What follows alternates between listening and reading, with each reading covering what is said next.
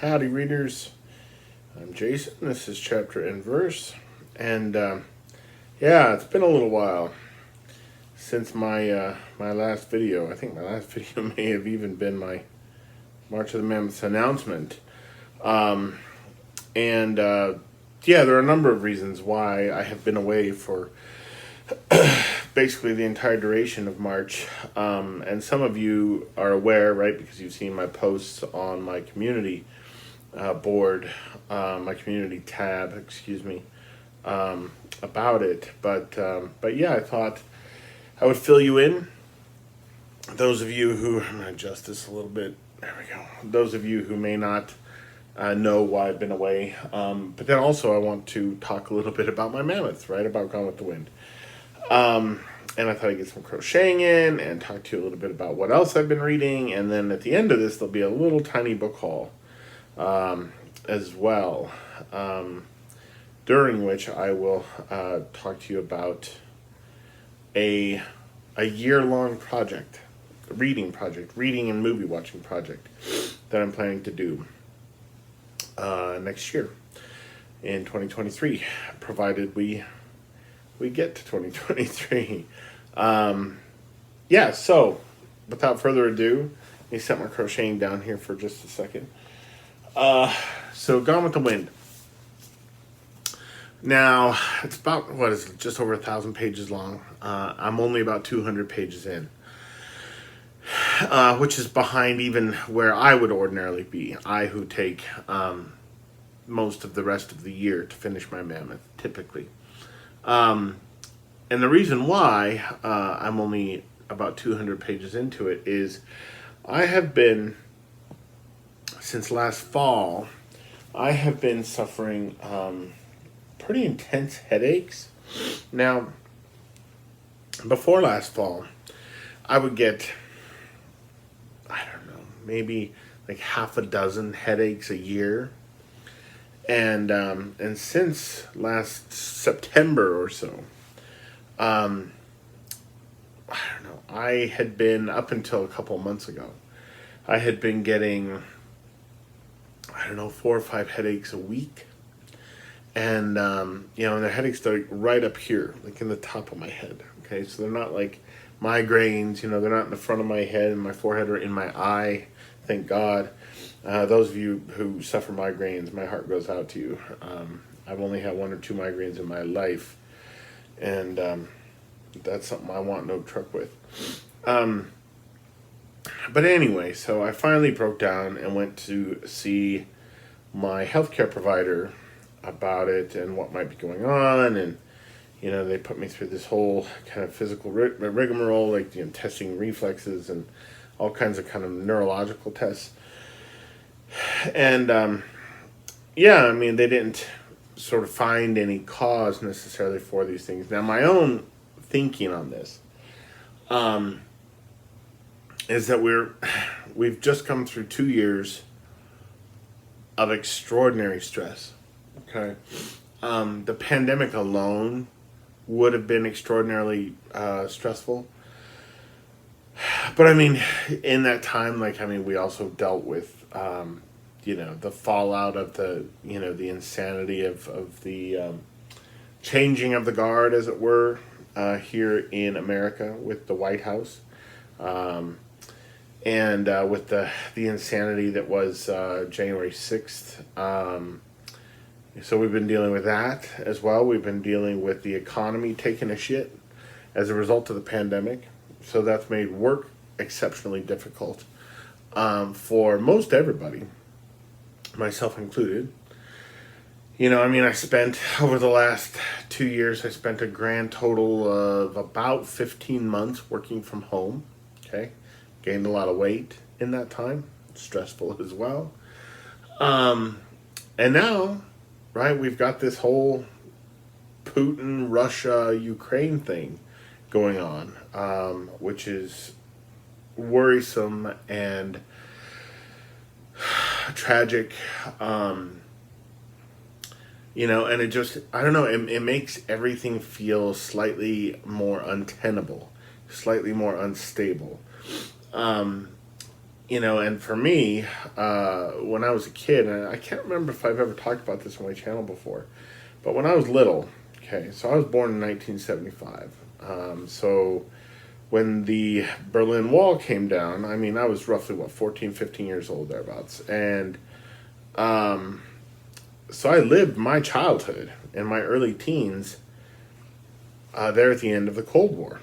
And it was terrifying, right? I mean, I remember seeing The Day After on television when I was a kid, and it's still the only time I've ever seen it, and there are moments from that, there are images from that film that just, seared themselves into my memory.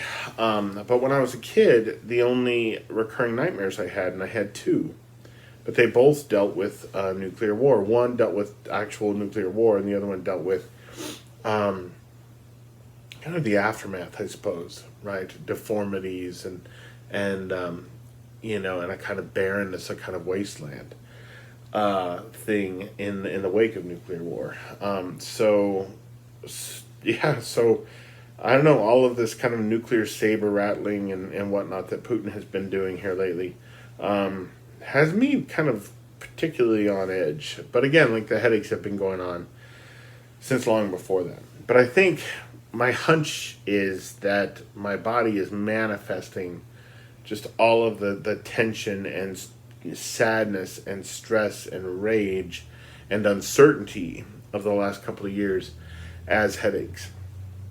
And I suppose on some level I should be thankful that it's just headaches, if that is indeed what's going on, right? Like, it could be a lot worse. I mean, the body takes anxiety and stress and anger and all of these things, and it can do a lot of things with them that are unpleasant. So I suppose on some level I should be thankful that it's just headaches, but it's been tough, and but it hasn't affected, the headaches themselves haven't really affected my reading or anything like that. But in trying to get to the bottom of the headaches, my nurse practitioner put me on a medication right around the beginning of March of the Mammoths, just before probably March of the Mammoths. Yeah, it was probably early February, mid-February. Anyway, and it's a medication called amitriptyline. And apparently this medication, does nothing for some people's headaches. And it also does nothing in the way of side effects for some people. But it made me so sleepy. I mean, sleepy to the point where I would fall asleep at my desk at work. Sleepy to the point where I would drowse off in the middle of a conversation with a coworker. And while I was on that drug, I mean, I couldn't read more than 4 or 5 pages, no matter what I did, without falling asleep. No matter what time of day it was, no matter what position I was sitting in or laying in, it didn't matter. So that made March of the Mammoths really difficult there. And, so eventually, after being on the drug for about a month, they took me off of it because of the sleepiness, and they put me on a different drug, which I can't remember the name of right now. Now, the nice thing is that drug is not making me inordinately sleepy, but and it's also doing a better job on the headaches, right? So I've been getting probably, instead of 4 or 5 a week, on amitriptyline, I was probably getting 2 or 3 a week. And on this new drug that I'm on, I've probably been getting 1 or 2 a week. Okay, I've had it maybe, I don't know. It's probably averaging out to be 1. Like, I feel like there are times, I go like 5 days without getting any, which has been really nice. So I've been trying to get caught up on the reading, but that's why I've been so behind. It's because I physically haven't been able to read. Which has made me really sad. It's made me really sad. I take such joy in reading, as you guys know. And anyway, so that's where I'm at. But I am a couple of 100 pages into Gone with the Wind, and wanted to just say a few things about it. Yeah, I haven't taken any notes or anything like that. I've marked stuff with my usual sticky tabs, but I'm gonna I'm at a difficult spot. I'm at a turn here in my crocheting, so bear with me. I've got to complete this before I can think about anything else. So hopefully I don't hit my camera there. Yeah, and crocheting, I mean, you know, with the headaches and stuff too, and all the stress, just all the shit of the world, you know, I haven't been crocheting lately, and I should. I imagine that would be really good for my soul and for my nerves here lately. So that's part of why I want to make this video, a ramble with the yarn / mammoth update / little book haul.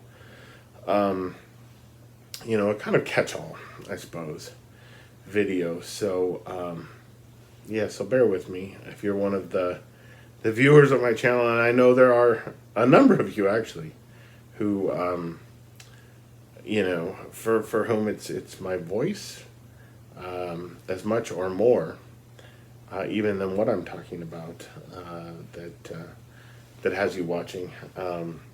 Yeah, I hope you're enjoying listening to my voice as I sit here and just crochet a few stitches so that I don't kind of lose the thread, which is maybe not the expression I'm looking for, but okay. So let me tuck the crochet hook in here, and then I can talk to you guys a little bit. All right, so Gone with the Wind. Yeah, I mean, right. So as we all know, right? I mean, the thing that everybody loves talking about. That just made me think of, we don't talk about Bruno from Encanto. But the thing that everybody loves talking about with Gone with the Wind here these days, the thing that has made it a kind of cultural firebrand is the racism in the book. And I was really curious to see how the racism would manifest itself. I didn't doubt that there would be racism in the book. You know, I don't think you could have a Southern writer writing an epic about the Confederate South, you know, written when this was written, right? I think in the mid 1930s, without there being racism in it. But I was curious to see how it would manifest itself. I was curious to see how kind of how, I don't know, overt and outlandish, how garish the racism itself was. And it's interesting, right? Like, I actually feel like in these first couple hundred pages, I feel like it has been, the racism has manifested itself in the text more in the physical descriptions of some of the characters, right? Mammy and one or two other characters. Just the ways in which Margaret Mitchell writes about the lips of the black characters in the book, right? Is that there's something really, yeah, there's just something really distasteful about it. There's something that betrays, in the way that she's doing it, there's something that betrays a kind of queasiness in her in describing the physical attributes of the people of color in the book. So that's kind of where I see it most. You know, the characters that have used the N-word. But I do find it interesting that in these first couple hundred pages, the N-word has not been used in the narration except one time. So the narrative voice, it has not been used in the narration except one time, and that time it was actually it was in a quoted phrase. So it was a line of dialogue, or a partial line of dialogue that was being used as part of the narration. Which tells me that she herself, it's interesting. I mean, I haven't watched the documentary about Margaret Mitchell that PBS did or anything like that, which Kelly had seen a few months ago. You know, I haven't read any biographies of her or anything like that. But I feel like there's a kind of complicated thing happening in her. I feel like she is clearly racist, but I also feel like she's aware of her racism on some level, and she's trying, as a writer, she's trying to temper it a bit by not using that word in the narration, right? In the objective narration in the book. Now, that may change, right? So, yeah, again, don't quote me on that. It could be 100 pages from now, it starts appearing in the narration, in the way that it occasionally appears. And I know that the word is in the book a lot, right? Kelly had that thing where she had the color coding of the tabs. So I know how often it's in the book. But I was expecting it to be in the narration, and it's not. And so that's fascinating. That has me feeling like there's something complicated going on with Margaret Mitchell and her relationship to her own racism. A couple other things about the book. Gone with the Wind is funny, and I'm not sure. So I've seen the film a number of times. I'm a huge fan of the film, and the film has a lot of wit in it. There's a lot of humor in the movie. But again, right, like you never know how much of that is directly from the source material, how much of that was kind of put in by the screenwriters. Adaptation is, yeah, I mean, it's an interesting art, right? The art of adapting a novel for the screen.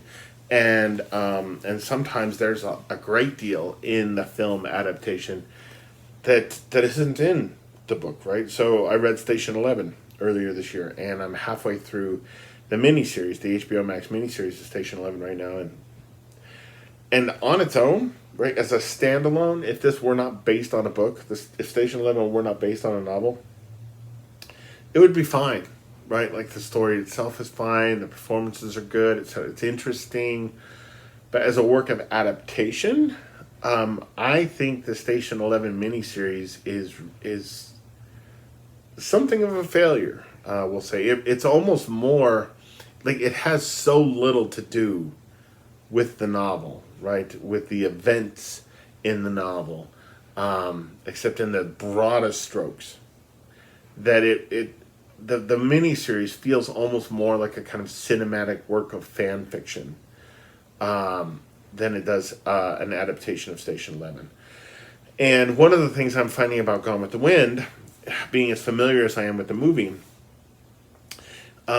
is that, well, a couple of things. So a lot of the humor, right? The tone, the spirit, I don't know, there's just a really wicked wit in the film, and it's here in the book. The book's really funny. It's really funny in places. And the other thing I am finding about the novel is that the characters of Scarlett O'Hara and Rhett Butler are so not just well drawn, they are so fully realized, they are so fully imagined by Margaret Mitchell that they just fucking leap off the page, right? Like it's almost like one of those books, right, where like somebody has turned the book into a kind of 3D sort of Hans Christian Andersen style paper sculpture where they open it up and all of a sudden this fucking paper sculpture of a scene from the novel like rises up out of the pages. That's what they feel like. And in thinking about the relationship between the novel and the film, I gotta tell you, casting Clark Gable as Rhett Butler and Vivien Leigh as Scarlett O'Hara, it's like maybe the best casting in any film I've ever seen, in any adaptation of a work of literature I've ever seen. They, and there were a shit ton of actresses who were up for the role of Scarlett, and apparently like it had come down when all was like Katharine Hepburn really wanted it, and that would have been the worst casting of all time. As many of you know, or some of you anyway, at least my film club friends know, I am not a fan of Katharine Hepburn. I realize she has just like what is it, a wheelbarrow full of Oscars and all that jazz, but I just can't stand her. I've never been able to stand her. There's something about her voice. It's just there's something so deep and sort of gravelly and scratchy about it, yeah. If they had cast her as Scarlett and Gone with the Wind, I mean, I just imagine what that would have done. I can't even, because I don't know. Apart from not liking the actress, it would have thrown the chemistry off, and maybe her and Clark Gable would have had good chemistry too, but it would have been different chemistry, and the chemistry that Gable and Vivian Leigh had, however they felt about each other. And I've read that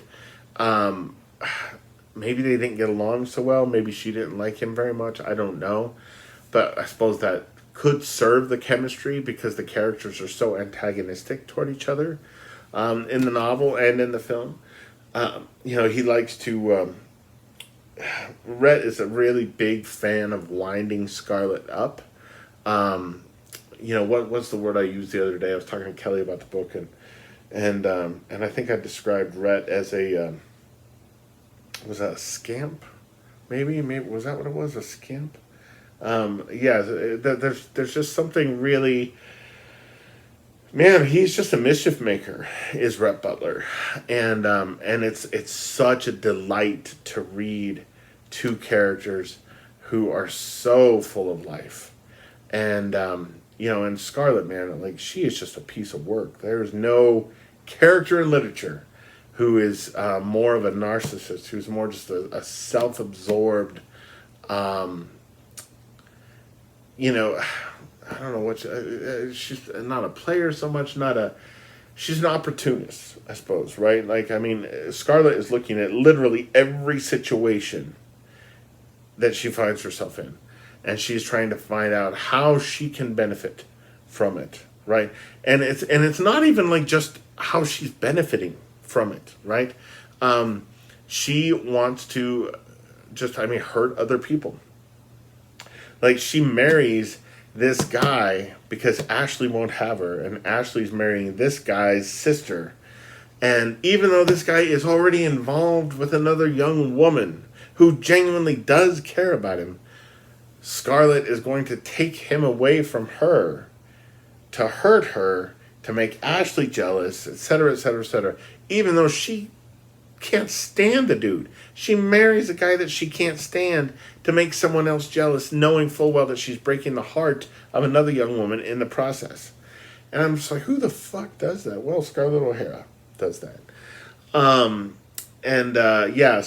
even though she's a human being that you despise for lots of reasons, God, is she fun to read about. Man, she's just so much fun to read about. And as other people have said, as Kelly has said, I mean, the novel really it's a big soap opera. And, and I think on some level, it's easy to kind of look down one's nose at the idea of a soap opera. I think once upon a time I would have looked down my nose at a big soap opera.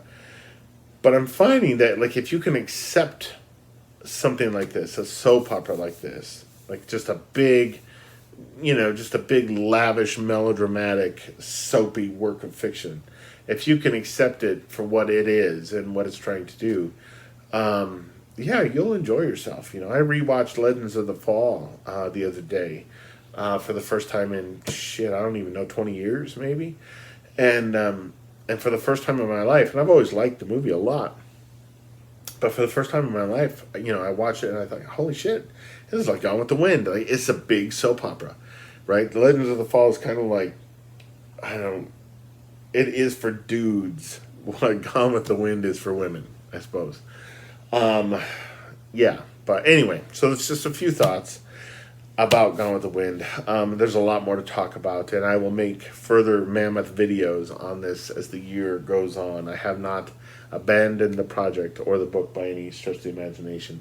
And it's been really fun for me to see how many people, just like last year, how many people have been participating in March of the Mammoths. That's just been, really wonderful. So thank you guys for participating. The other book that I've been reading, which I had wanted to read for quite some time, and then Russia invaded the Ukraine, and I thought, well, shit, it's probably time to read that, and so I picked it up, and I am probably a third of the way through, but that is Secondhand Time, right? The Last of the Soviets by Svetlana Alexievich, and I read her book Voices from Chernobyl a few years ago, which just stunned me. I love that book so much, and I recently watched the HBO miniseries Chernobyl, which was in large part, I think, inspired by her book. And it was just amazing. It was the best miniseries I think I've ever seen. One of the best just kind of movie watching experiences I've ever had. And this is remarkable so far. I don't think it's quite on a level with Voices from Chernobyl, or as it's known in England, Chernobyl Prayer. But that may change, right? I think that there was a really long section in here, man, and it gave us the perspectives of so many different people on the suicide of this one government official, and it just went on, right? And it was all interesting, but at the same time, I don't think it gave me quite as clear a picture as I needed of who this guy was and why it was so important that we have such a kind of prismatic view of his suicide. But anyway, so we moved on from that, and the section that I'm in right now, I'm sorry for being so nasally, is called On the Mercy of Memories and the Lust for Meaning. And the first part of this section is, and for those of you who don't know, her books are, I think of them as kind of collages of interviews. She spends years interviewing all of these people, and then just kind of arranges the interviews into a kind of collage or a kind of symphony of voices, right? So it's very impressionistic, right? And we, so we're left with a kind of canvassing of the hearts of the people who have lived through these events, right? So in the case of the other book, right, it's the meltdown in Chernobyl. In the case of this book, right, it's the fall of the Soviet Union, perestroika. What came from that? The Russia that emerged from that, how people felt about it, how people still feel about it, et cetera, et cetera. So the stories in here are not her stories. They are not invented stories, right? They are the stories of the lives of these people in their own voices, as kind of collated or arranged by her. And so in this section on the mercy of memories and the lust for meaning, we get the portrait of an 8th grade boy, a 14-year-old boy named Igor Poglazov, who at 14 died of suicide. And the first section is called As Told by His Mother. And it has been some of the most powerful nonfiction I have ever read. And so what is it? I'm talking about just 12 pages. I feel like there's a life in these 12 pages. And I'm getting ready to read the section called As Told by His Friends. So again, right, we're getting this portrait of this boy who isn't here anymore to give us his story in his own voice. And she's giving us his story through the lens of his mother, through the lens of his friends, and who knows? I mean, what else?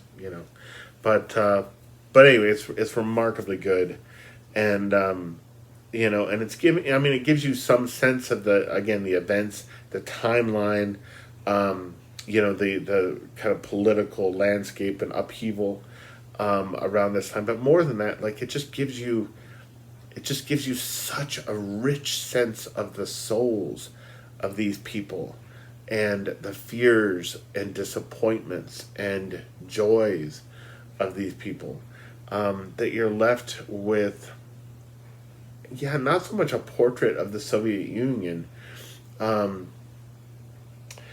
as a portrait of, I don't know, right? Not even communities. It's a weird effect that she achieves with her books, because they are about specific people in specific places and specific events. But in the end, they don't feel like they're revealing so much about, I don't know, the large scale kind of socio-political stuff, as they are revealing, I don't know, I suppose just the insecurities and the dreams, and and the longings and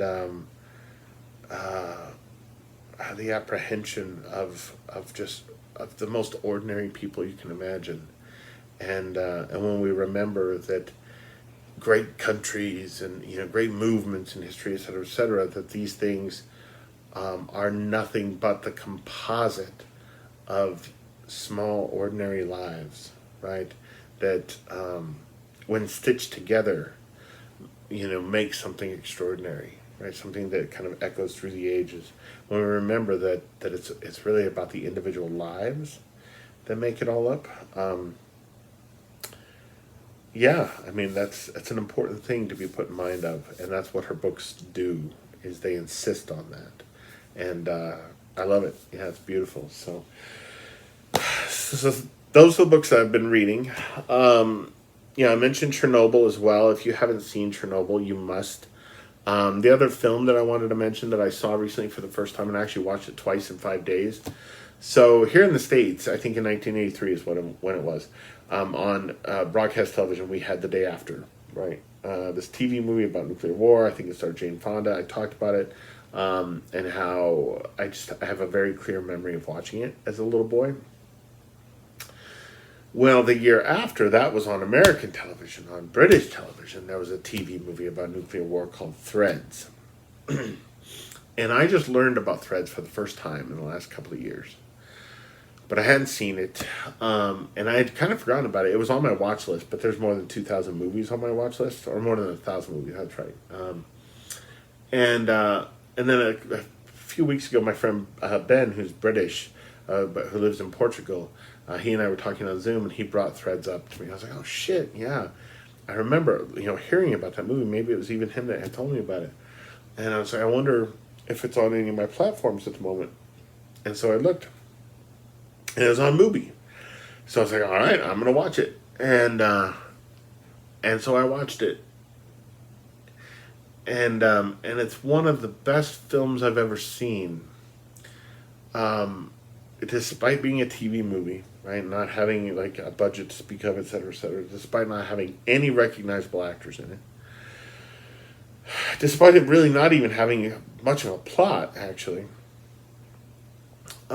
it's just an extraordinary film. I can't imagine a movie about nuclear war that could possibly be more realistic or more harrowing,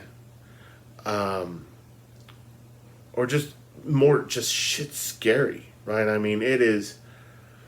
You're kind of parallel, like for the first half of the film, like you're following this young couple, right, in their early 20s in this northern England town, and city, Sheffield, and and then she's pregnant, and they're gonna get married, and right, they like get their first flat, and they're just peeling the wallpaper off and living their lives.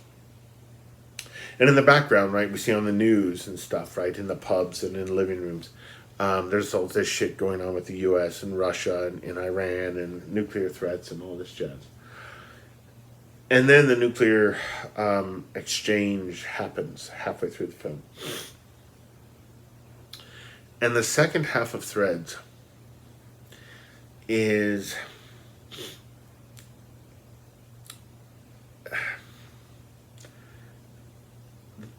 It's chaos, right? It's chaos, and it's degradation, and it is. It's so hard to talk about, really. Again, I watched it twice in the space of a week. Some people think I'm crazy for doing that. But so when you watch the film, the first half of the film, one of the things that you're left with, and I don't think I realized this until I watched it a second time, but there's so much of the first half of the film that is made up of expectation and routine, and the way in which so much of what happens in our lives on a daily basis, it implies a tomorrow, right? So not just like, so the woman is pregnant, she's going to have a baby, right? They're looking at making a future together. Her and her boyfriend, and not just something large like that, something on a scale like that, but even on down to the most quotidian thing, right? The delivery of bottles of milk on a doorstep each day, right? The milk being delivered implies that tomorrow there'll be a need for more milk to be delivered, right? So everything in life implies a tomorrow, and there's a shot. So we see these milk bottles being delivered, this day and that day and this day and that day. And then after the nuclear exchange happens, right, when this town is just being swallowed by heat and by fallout and whatnot, we at one point we see a shot of the milk bottles on the stoop, and the glass is melting, and the milk is in the bottles and the glass is melting, and it's so stunning and it's so sobering. And it makes you realize that there's no longer, in a situation like that, in the midst of a nuclear war, in the aftermath of a nuclear war, that there is no more orientation. Okay, we have nothing against which to orient ourselves. Right, there's no kind of North Star in the world, the civilized world anymore, because civilization is gone at that point. But the second half of the film, it's so it immerses you in such extraordinary chaos. Like it abandons story almost entirely. Characters who were important in the first half of the film, they just disappear from the second half of the film. There's no mention, right?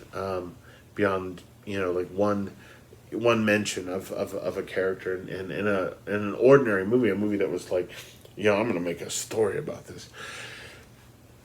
We would have character A spend the second half of the film looking for character B, right? Because their heart, right, is not whole without this person, et cetera, et cetera. But that's just not the case. That's not what would happen in a scenario like that. It really does, for these people in that situation, it really does just, become about not even like getting from one day to the next, right? But from one moment to the next, and knowing that that nothing is as it was, and nothing will ever be that way again. That the world itself that you have lived your whole life in, right? All of your landmarks, all of the building, everything again by which you orient yourself is gone. It's a terrifying movie, an absolutely terrifying movie that is powerful for so many kind of filmmaking reasons, right? But when you're watching it, like all of that stuff, the part of your brain that is kind of analyzing the cinematography or analyzing the performances or why the directors put the camera here. So, especially with the second half of the film, like the part of your brain that is attentive to those things just shuts off. Like you're just over. It's a process of overwhelm. And of all of the movies I've ever seen, about 2,500, it might be the most essential viewing of anything I've ever seen. So, if you've never seen Threads, it's on Mubi right now. You should be able to do like a week-long free trial, I think, of Mubi. It's a wonderful streaming platform. So I'm like in my second year of paying for it at the moment. Or you can rent Threads on Amazon Prime for like $4 or something like that. So I would recommend everyone see it, but be prepared. And when I say that, I know full well that there's really no way to be prepared for that movie. I guess I'm just saying, don't go into it lightly, right? Like, don't go into watching Threads with like a big bowl of popcorn and pausing it when the telephone rings, and just kind of shut the world out and allow yourself to be completely immersed in this thing, because that's what it demands, I think. But it's just exceptional. And to think that Mick Jackson directed Threads, and then 5-6 years later he directed L.A. Story with Steve Martin is just. I think Mick Jackson, like, he doesn't have a huge body of work, but those two films alone are polar opposites in terms of tone and what they're trying to do. And for one director to have made both of those movies, it's kind of mind blowing. But anyway, so Sea Threads. Last thing I want to do in this very long video is just a little book haul. So next year, I have decided, and I had decided this about a month before I saw Steve Donahue's Arthurian kind of beginner's kit, starter kit. That's what he calls them. So the essential books, right? The books that everybody needs to read about King Arthur. I haven't read a lot about King Arthur. I've read some of Tennyson's poetry. I've read The Mists of Avalon. I've seen a ton of films. I've attended lectures in the past on the historic King Arthur, blah, blah, blah. And I've always been really, really interested in him. But there's like a lot of the kind of iconic texts about King Arthur are books that I haven't read. And so I've decided that next year I'm going to have a year-long project where I read about King Arthur and watch films about King Arthur and think about King Arthur in relation to ideas like chivalry and nationhood and patriotism. Was it fealty to a leader, I suppose would maybe be the phrase. And yeah, so I'm really looking forward to that. And so I bought these books in preparation for that. Now, this is a series that I never read as a kid. I read book 4 as a kid. Why I read book 4 without reading the previous 3 books, who knows? There was a dog on the cover, and I saw I did one, an award, the Newbery or something. But I never read them as a kid, and I never bought them as an adult because I just fucking hated the covers of all of the editions I would find. But they have been reissued by Puffin, I think in England, and I love these covers. So I bought The Dark is Rising series by Susan Cooper, and I will just show you the covers of these things. So I bought these to read as part of my Arthur project. Just like there's just something charming and quaint and retro about these covers. And then, let's see, I'll try to show them to you in order, I guess would be the best thing. There's The Dark is Rising. Okay. And then Greenwich or Greenwich, I'm not sure how they want us to pronounce that. But I love how the cliff, if you look at the cliff right there, it also looks like a whale, right? So like the wall of the cliff there, like it looks like that, what's the word for that? Is it baleen in a whale? Like the thing that through which they filter krill? Yeah, I think that's a really beautiful cover. And then The Grey King, the one I read as a child. And then the last book in the series, Silver on the Tree. So anyway, yeah, so I bought these for the Arthur project next year. So stay tuned for that. Yeah, if you have things that you think I should read, I'm definitely planning to read these next year. I'm planning to read Porius by John Cowper Powys. I might reread The Mists of Avalon. I'm probably going to read La Morte d'Arthur because I've never read it before, and I know I should. I'm curious to read Chrétien de Troyes. I'm also really curious to read the novelist Rosamund Miles, I think is her name. She wrote a novel about Elizabeth I. I think it's called I, Elizabeth, that I read some years ago, which was pretty good. She's written a trilogy of novels about Guinevere, and so I might read like the first one of those. So let me know if you guys are familiar with those and what you think of them. And here, let me cross the other leg here. And then the other book I wanted to show you that I bought recently is the new Folio Society edition of the Bell Jar. And so there is the design on the slipcase. And let's see, and then there's the cover right there. And this is brand new. Like they just published this maybe 2 months ago, 6 weeks ago. something like that. There we go. That's better. And then I'll just show you a couple of the illustrations. The introduction to this edition was by Heather Clark, who wrote Red Comet, which you guys know I really, really loved, despite my problems with it. So let me find you. Oh, come on. There's like an illustration I really, really dig in this. There, that's a really cool one.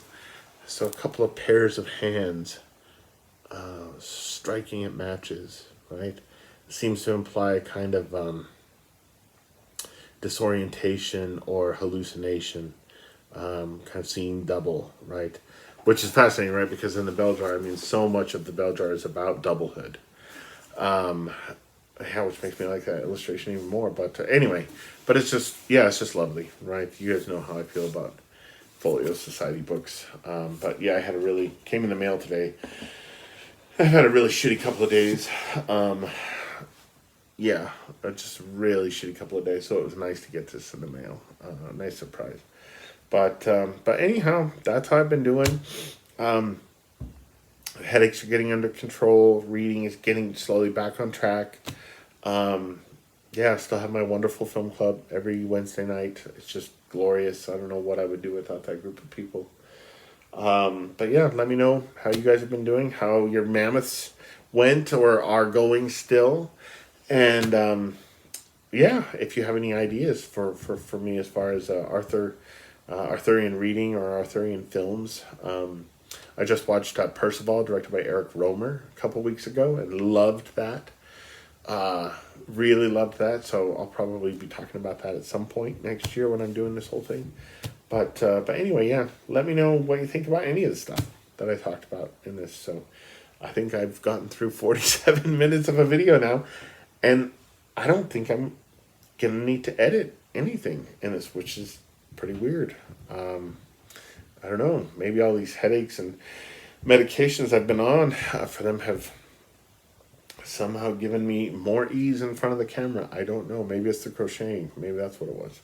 But anyhow, I've missed you guys, and I'll try not to let such a long time elapse between this video and the next, as between this video and the previous one. So I will talk to you guys again, hopefully, very soon. Adios.